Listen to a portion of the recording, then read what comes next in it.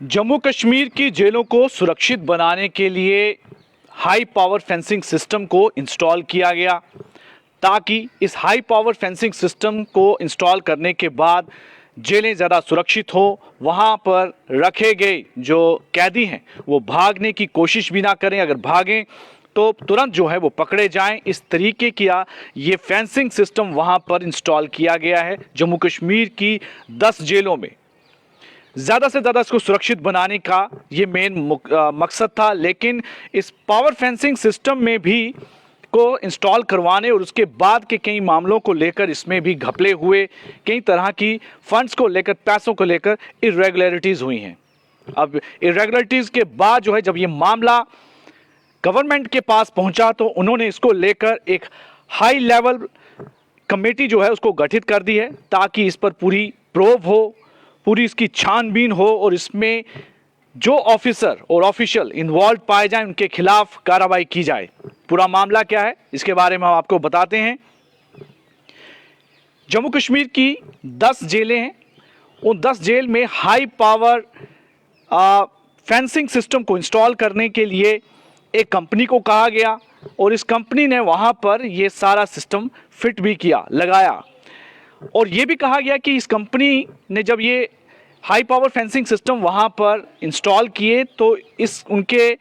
साथ जिस तरह से टर्म्स और कंडीशंस की बात पहले हुई थी उसमें ये भी बताया गया था कि अगले कुछ सालों तक ये कंपनी इसकी मेंटेनेंस को लेकर फ्री सर्विस देगी। लेकिन यहीं पर सारा मामला जो है वो इरेगुलरिटीज़ पाई जाती हैं। अगले कुछ सालों की फ्री मेंटेनेंस और उनकी सर्विसेज को दरकिनार करते हुए प्रिजन डिपार्टमेंट के कुछ स्टाफ अफसर मिलकर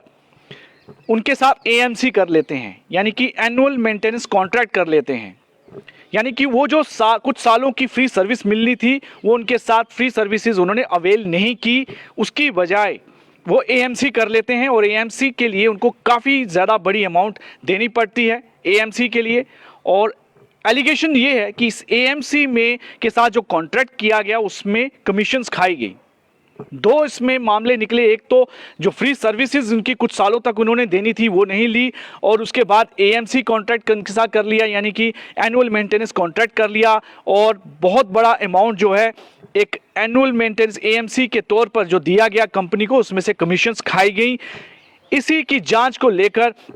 अब गवर्नमेंट ने high level fact finding committee जो है गठित की है। 3 लोगों की ये कमेटी होगी जो इस पूरे मामले को देखेगी और सरकार को 30 दिन के अंदर अंदर अपनी रिपोर्ट सबमिट करेगी। जानकारी में ये बताया गया कि एएमसी गाइडलाइन में वायलेशंस की गई और सबसे पहले जब प्रिजन डिपार्टमेंट ने इस पूरे मामले को देखा तो उन्होंने इसमें वायलेशंस डिटेक्ट की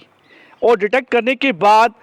कि कंपनी ने इसमें लिखा था कि कुछ सालों तक वो फ्री सर्विसेज देगी, लेकिन प्रिजन स्टाफ ने मिलकर इस कंपनी के साथ एएमसी कर ली और इसी तरह प्रिजन डिपार्टमेंट ने फिर जब मामला उसके सामने उसने पूरी तरह से देखा कि यहाँ पर कुछ गड़बड़ियाँ हैं, इरेगुलरिटीज़ हैं, इस मामले को गवर्नमेंट की तरफ भेज दिया, यानी गवर्नमेंट को रेफ़र कर दिया। अब गवर्नमेंट ने जब इस पूरे मामले को देखा तो उन्होंने इस पूरे घटनाक्रम को लेकर, इस केस को लेकर एक high level committee fact finding committee को गठित किया और इसको ये निर्देश दिए कि ये जो कमेटी है इस पूरे केस की हर एक पहलू को जांचेगी, देखेगी और जो भी अफसर, जो ऑफिशियल स्टाफ इसमें इन्वॉल्व्ड है उनके नाम इसमें होने चाहिए, क्या एक्शन लेने चाहिए इस पूरे फैक्ट फाइंडिंग को लेकर और रिकमेंडेशंस भी देगी किस तरह की कार्रवाई जो है इस मामले को लेकर आगे की जाए। इन 3 मेंबर की जो कमेटी है इसमें डायरेक्टर जनरल ऑफ प्रिजन यानी प्रिजन डिपार्टमेंट के डीजीपी और commissioner secretary GAD general administration department और फाइनेंशियल एडवाइज़र होम डिपार्टमेंट के ये 3 मेंबर होंगे। इन 3 मेंबर ये पूरी इस मामले को लेकर अपनी फैक्ट फाइंडिंग करेगी, उस पूरे मामले की जांच करेगी और इस मामले के हर एक पहलू को जांचने के बाद इसकी रिपोर्ट सरकार को 30 दिन के अंदर दी जाएगी ताकि उसके अकॉर्डिंगली जो एयरिंग ऑफिशियल्स हैं जो इसमें एलिजिडली इन्वॉल्व पाए गए हैं उनके खिलाफ कार्रवाई की जाए। फिलहाल इसमें यह भी बताया गया है कुछ सोर्सेज द्वारा कि कितनी अमाउंट एक्सेस में दी गई है उसका फ़िलहाल अंदाज़ा नहीं है। और ये सारी जानकारी जब ये फैक्ट फाइंडिंग कमेटी अपनी पूरी जांच करेगी और इंक्वायरी करेगी, इस इंक्वायरी के दौरान ही इस पूरे मामले का पता चल पाएगा। हाई पावर, ये जो पावर फेंसिंग सिस्टम है, इसका जो मेन मकसद है कि अगर कोई प्रिजन जेल से, कोई कैदी जेल से भागने की कोशिश करता है तो ये जो फेंसिंग है ये अलर्ट कर देती है। अलर्ट करने के बाद इससे सायरन भी बजता है और इसमें साथ ही साथ इसे अगर छूने के साथ वो उसको झटका लगता है, यानी कुछ करंट जैसी चीज़ें हैं। इस तरह की कुछ इसमें टेक्नोलॉजी इस्तेमाल की गई है ताकि किसी भी तरीके से वहाँ पर कोई भी कैदी जो है वो भागने की कोशिश ना कर पाए या भागने में कामयाब ना हो पाए। ये सारा इसका काम था हाई पावर फेंसिंग सिस्टम का। लेकिन इसमें कथित तौर पर इरेगुलरिटीज़ पाई गई। बहुत बड़ा घपला इसमें बताया जा रहा है कि पूरे जम्मू कश्मीर की जेलों में 10 जेलों में ये हाई पावर फेंसिंग सिस्टम लगाया गया और वहाँ पर